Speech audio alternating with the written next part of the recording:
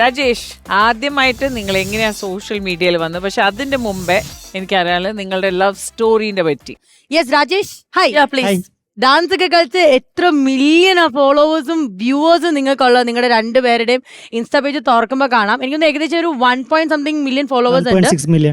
പക്ഷെ 29 എത്രയോ million views ഒക്കെയാണ് ഇവരുടെ ഓരോ ഡാൻസിനൊക്കെ വരുന്നത്. I am really surprised. Hi Rajesh. Hi.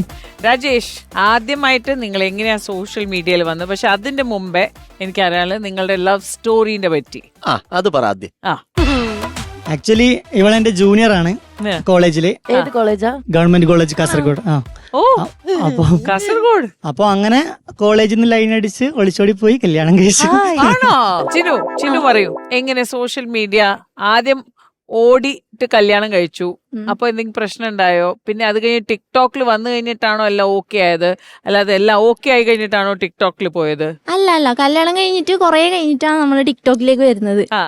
അപ്പൊ എല്ലാവർക്കും ഡൗട്ടാണ് നമ്മള് ടിക്ടോക്കിൽ നിന്ന് ഇങ്ങനെ പ്രണയിച്ച് കല്യാണം കഴിച്ചവരാണോ. പക്ഷെ അല്ല, കല്യാണത്തിന് ശേഷമാണ് നമ്മള് ടിക്ടോക്ക് സ്റ്റാർട്ട് ചെയ്യുന്നത്. ഫസ്റ്റ് ഏട്ടൻ ഒറ്റക്കാണ് ചെയ്തോണ്ടിരുന്നത്, പിന്നെ വെറുതെ ഒന്ന് കൂടിയതാണ്, പിന്നെ രണ്ടാക്കി ഇൻട്രസ്റ്റ് ആയി, അങ്ങനെ ചെയ്ത് അവരൊരു കുടിൽ വ്യവസായമായി